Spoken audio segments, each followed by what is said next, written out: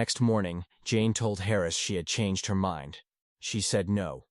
Then, she did something even more striking. She insisted on leaving Manydown Park immediately.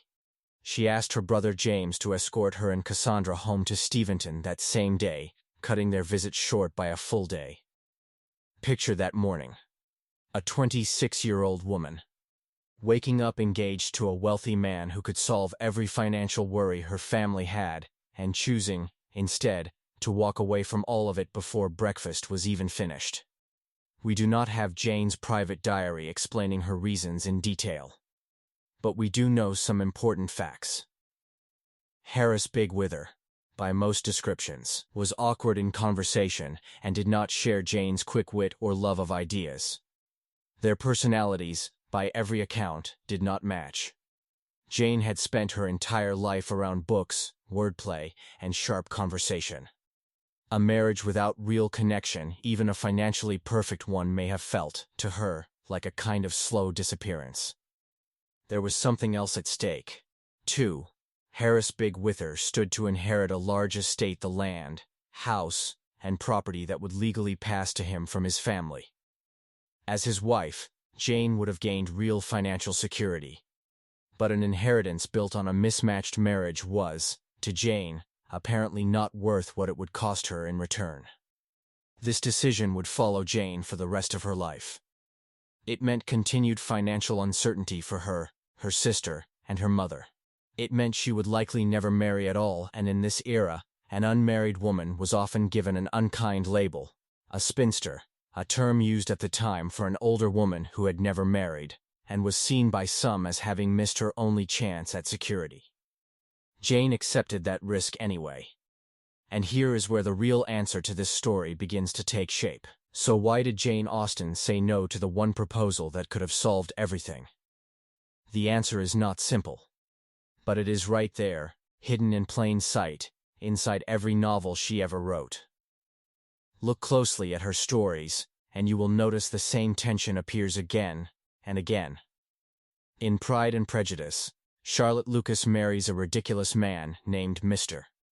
Collins purely for financial security, and Jane, through her heroine Elizabeth Bennet, treats that choice with real sympathy, but also real sadness. Elizabeth herself is offered financial safety through marriage to the very same man.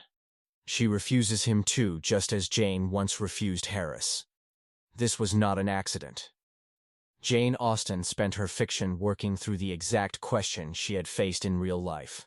Was a safe marriage, without real connection, truly worth the sacrifice? Her answer, again and again, was no. After her father died in 1805, life became genuinely difficult for Jane, her sister, and her mother. They moved between rented homes, relying on the generosity of Jane's brothers. For years, financial insecurity remained a real, constant pressure. Then, in 1809, Jane's brother Edward, who had been adopted years earlier by a wealthy, childless relative and had inherited a large estate, offered his mother and sisters a small house on his property, in a village called Chawton. For the first time in years, Jane had stability. And almost immediately, something remarkable happened. She started writing again. Seriously and quickly. Between 1811 and 1817, working from that quiet cottage at Chawton, Jane Austen published 4 novels: Sense and Sensibility, Pride and Prejudice, Mansfield Park, and Emma. She published them anonymously, a word meaning her name did not appear on the books at all. Instead, the cover simply read, "By a Lady." Even as her novels became more successful, most readers had no idea who had actually written them. Her success did not go completely unnoticed, though. By 1815, Jane had a surprising fan, the Prince Regent, the future King George IV, who kept a set of her novels in each of his royal residences. When Jane visited London that year, a royal librarian let her know that she was welcome to dedicate her next novel to the prince. It was less an invitation than a polite royal expectation. Jane's next book, Emma, was published in 1815 with a formal dedication to him, even though, according to her family, she was not particularly fond of the prince's personal reputation. Still, real fame stayed out of reach during her lifetime. Two more novels, Northanger Abbey and Persuasion, were published only after her death. Jane Austen died on July 18, 1817, in the city of Winchester. She was only 41 years old. Historians still debate the exact cause, though many believe she suffered from a rare illness affecting her adrenal glands, now known as Addison's disease. She died knowing her books had earned some quiet respect.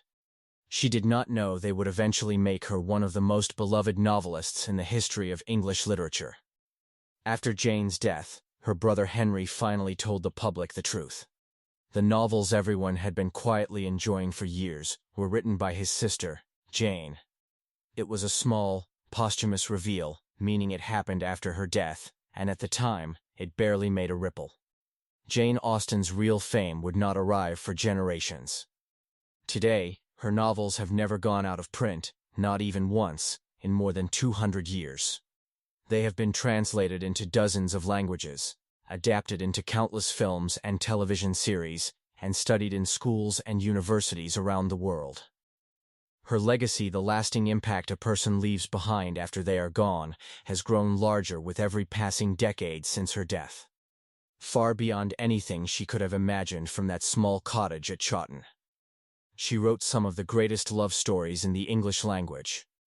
And she wrote every one of them as a woman who had personally chosen honesty over easy security, even when honesty meant walking away, the very next morning, from the one offer that could have solved everything.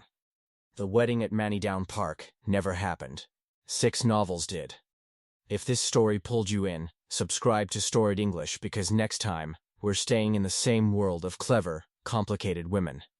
We're telling the story of Agatha Christie, the woman who wrote mysteries our entire life until her own life became one. That story is next.